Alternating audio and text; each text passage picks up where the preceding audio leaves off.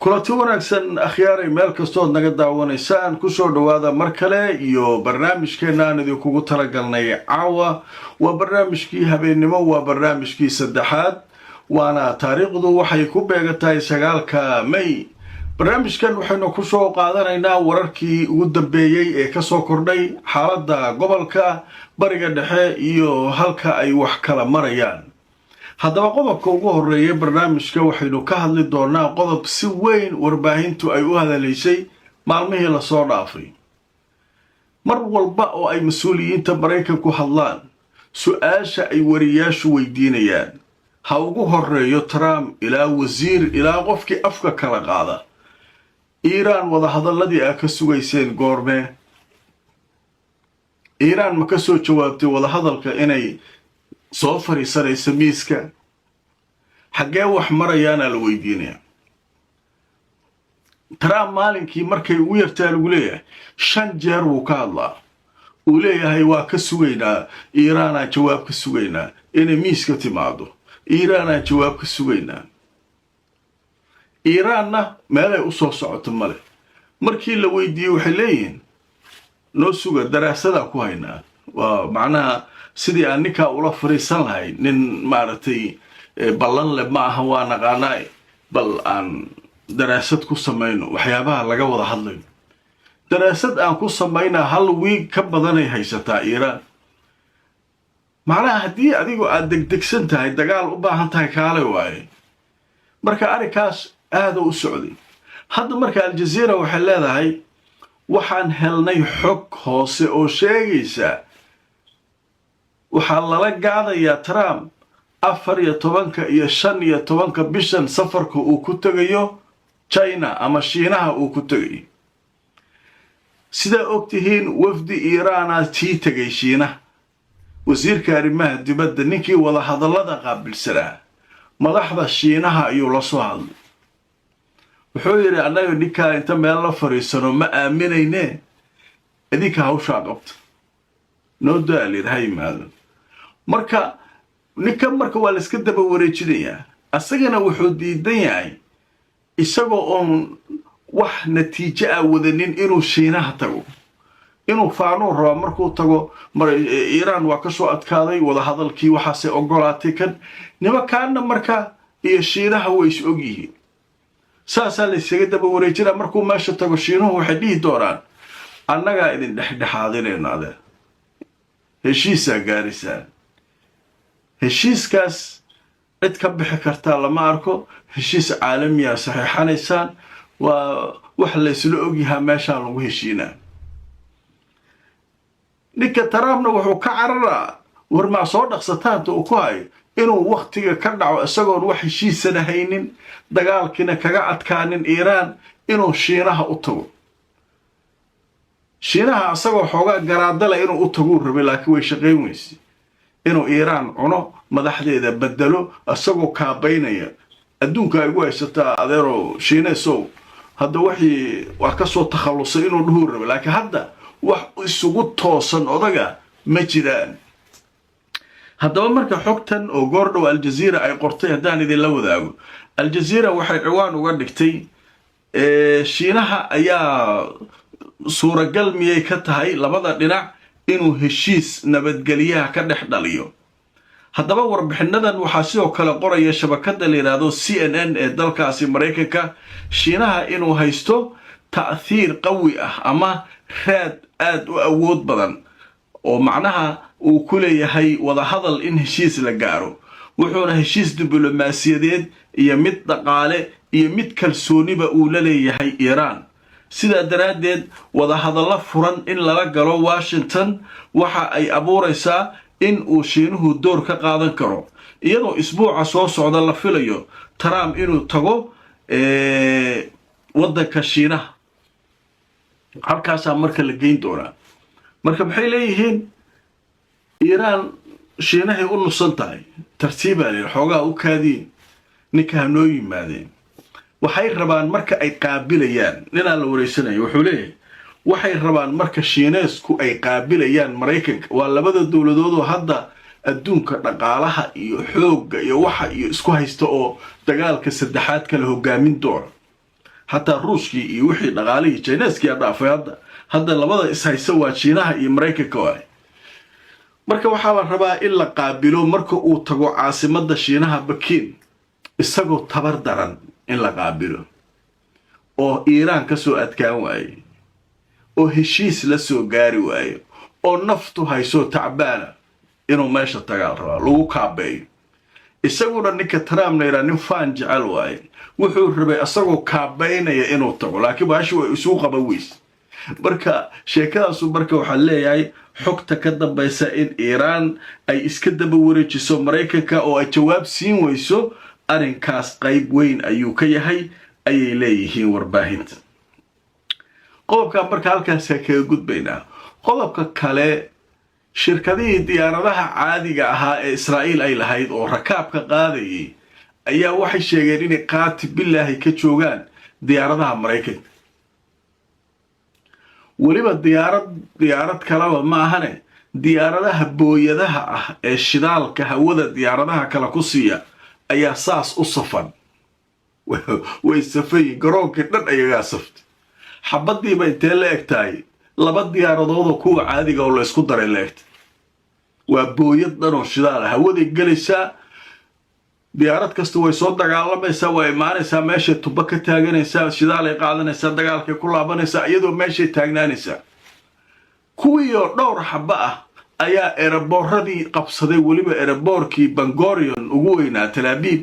ayay qayb dhan qabsadeen diyaaradii meel ay ku dagayaan mar marka waxay taagan yihiin dagaalna laguma jiro airportadiina waa naga xanibay Mareykan sidee wuxuu jiraan marka warbaahinta qaar waxay leeyihiin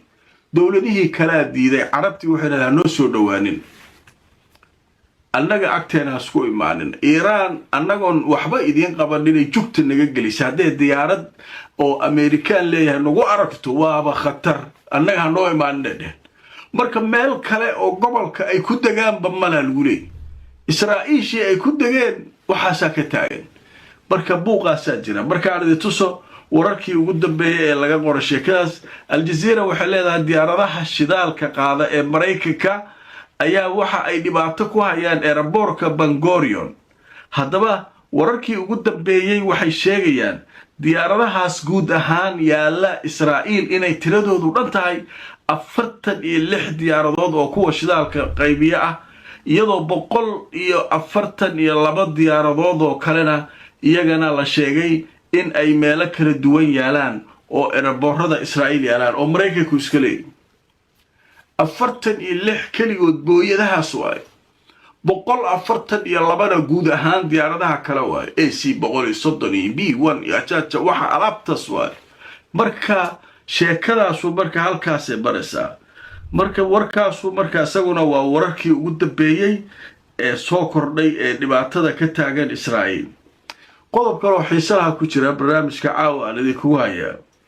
ninkii Trump wuxuu horay u sheegay inuu ciidankiisa kala baxayo Jarmalka iyo Spain ilaa nimanka Yurubiyanka ah Yurubta maqlaysaan tabar dagaalba ma hayaan ciidamadooda iyo waxa dhan waa deemish waa fake waa wax ka jira bawbale Americana meel walba degano waardiyay Yurubtana arkaysaan kulligood Americana waardiyay meel u soo saldhigyo ku lahayd male yaa laga waardiyayna Ruushka laga waardiyayna haddii kale Ruushku maalin ama laba ku qabsanaaba Yurub dhan American meel u sadeganayn male oo soo waardiye ka haynin waddan kasta American ciidankiisa degan hadda marka wuxuu yiri Spain iyo Jarmal hore u sheegay waa ka qaadanaa uu askarteedu waa qaylinayaan maanta maxaa soo baxay Talyaaniga ku daraaw Talyaanigana ciidankii ka jooga waa qaadanaa warbaahintii Talyaaniga kulli waxay leeyihiin hurda ma jirto Poland aragteen meel kasta ciidankiisa jooga Ingiriiska aragteen saldhigyo kulay ciidankiisa xataa nuclearkiisa wixiisa yaal war American Europe oo dhan waa degay meel uu soo joogay lama arko uu saldhig ku lahay Denmark hadin Holland hadin Belgium hadin meel kasta waa jooga Romania iyo iskaba dhaaf East European kan hadda NATO iyo soo galay kulli waa degan yahay Estonia iyo meelahaas oo dhan iyo ilaa Europe tal sheega dhan magaca waa Europe laakiin askar ma jirto Trump marka wuxuu taagan yahay waa noo taala warkaygi Soomaaliland diidin soo baxa dagaalka Iran ila gala intaydan dhahay kulli Soomaaliland diidin وكايغنا تودا بهايسته بوقته معلكي وينا iyaga waardiyeynayaba hadii jugta laga geliyo nagta laga saaray ninka waalan ee aada meesha yaa waay in macalinkiisiba la soo cunay oo gurmad raadsana muxuu ka dooraa meesha marka nimankii Talyaaniga marka xaalku waa ku xun yahay waliba guud ahaan Yurub iyadoo xataa la leeyahay maanta waxa hadlay safiirka Mareykanka u fadhiya gaashaanbuurta NATO gaashaanbuurteeda safiirada u fadhiya wadan kasto ku jira safiirkaas wuxuu yiri waxaanu ka fiirsan doonaa lacagaha NATO aan ku bixinayn lacagaha si cadaalada maarto si siman maba loo qaybsadano annaga bixinaba lacagta badankeed aw NATO marka magac miya kuwa waxa iska jooga ciyaalka xaafadda oo waxba dhiibay oo magaca NATO isaga jira suura galma marka waxa soo dhan qodqodisa Mareykanka Trump kooxdiisu maxay rabaan inay Yurub waxa uu Trump yiraahdo aysan war ka soo celin madaxa laadiya hadda xogaa kibir ku arkay markuu xuleey nin aniga ba aan waardiyeeyo sidoo iigu kibri karaan hadaba marka aad tusoo warkii ugu dambeeyay al-Arabiya ayaa waxay qortay waxay leedahay Trump wuxuu sheegay inuu ka fakarayo inuu ciidankiisa kala baxayo Itaaliya معناها تلياني عيدن كيغ waa ka qaadanaa wiil awalna Spain iyo Germany iyo kuwaas waaba ka qaadanayna wiil ma fahad marka hawshaas iyaduna halkaas ay maraysa hadaba qaybta ugu dambaysa waxaynu ku soo qaadanaa intaynu barnaamijka ku jirnay wixii warar ah ee soo dhacay hadaba warka ugu weyn ee hadda saaran wuxuu yahay mas'uul sare oo ka tirsan Israa'iil ayaa wuxuu sheegay in ay raadinayaan xal ay kaga hortagaan diyaaradaha droniska ee Hezbollah qaati billahi ya ka joognaawi waa ku barnaamijka hore ku soo qaatay inta askartii ayirsanaysa askartii Israa'iiliyiinta la ayirsanay marka mas'uulka Israa'iiliga marka wuxuu leeyahay xal aan baalki wada aan kula macaamilna raadinayna hadda waxaan keenno leeyahay ajhizad taswiib wax la yiraahdo qalab oo wax lagu tooganayo oo Mareykanka aan ka keenay qalabkaas waxaan dhigaynaa Israa'iil maartay dhinaca koonfurta bal si aan isaga dhicino marka bahaladan oo Hezbollah ee la soo baxeen waa kuwa cajaa'ib ah waxay soo qaadanayaan bambooyin iyo baasuukayaal iyo wataan baasuuki garabka laga ganay aba wuxuu u saaran yahay alaabtaan oo kala hadda koor waxa isticmaalay nimanka Gaza ka dagaalamaya Hamas isticmaalay nimankaas isticmaalay laakiin iyaga kooda mudiif ku ah waa la tuuray laakiin bahal dhinacyada uu ku rakiban yahay mishiinkaas lagala socdaa markuu kaaraha kor yimaado waa lagu dhufaraa marka maskaxda lagu dhufaraa kaari meesha ku dhalaalaya askartii meesha ku dilay qoray booba gees ugu xiran waaba diyaarad daroora oo nooc kala waay qoray yara ku rakiban oo qasnado wata oo xabado eber uga dhiga ciidan diyaaradaas marka maalmahan eber ka dhigtay waatii hadda ugu dambeeyay barnaamijkii ugu dambeeyay sarkaal iyo laba ciidankiisa iyo wixii oo dhan waa dhaawacmeen dhaawac halisa iyo mid kale isugu jiraan leey hadaba marka warkaasu marka waxa leeyahay mas'uulkaas Israa'iiliga ah ayaa wuxuu leeyahay waxaynu ka shaqeynaynaa wadadii diyaaradaha soo socdeen hadii diyaaradahaas aan xal loo helin maalmaha soo socda ciidanka Israa'iil ee waqooyiga ku sugan Israa'iil khatartooda waa badanaysaa oo khatar ku jiraan waa baabiina ciidankaas marka sheekadaas marka halkaas ay maraysaa xaaladdu halkaas ay maraysaa wararkaas ayaa ugu waaweynaa barnaamijkeena habeenimo wuxuu ahaa barnaamijkii saddexaad ee aan idiin soo gudbinaynay maanta Sabti la garay oo sheergaray barnaamijka asxaabay inta aan mar kale kulmayno iyo barnaamijyo kale waxaan idinkaga tegaynaa sidaas iyo